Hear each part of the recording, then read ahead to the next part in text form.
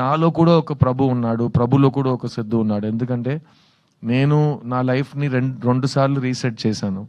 ఎందుకంటే నేను ఎంబీఏ చదువు కంప్లీట్ చేసిన తర్వాత ఉద్యోగం తీసుకోను, నాకు ఈ మా కార్పొరేట్ జాబ్ వద్దని చెప్పి 2,000-3,000 జీతం కోసం మణిరత్నం గారి దగ్గర అసిస్టెంట్ డైరెక్టర్గా చేరాను నేను.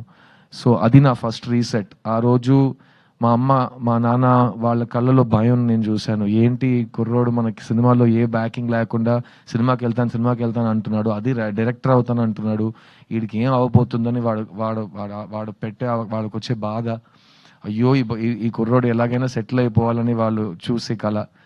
అక్కడి నుంచి 25 years తర్వాత నేను మీ ముందు మీ సిద్ధుగా, ఒక హీరోగా, ఒక ప్రొడ్యూసర్గా, ఒక సింగర్గా నుంచున్నాను.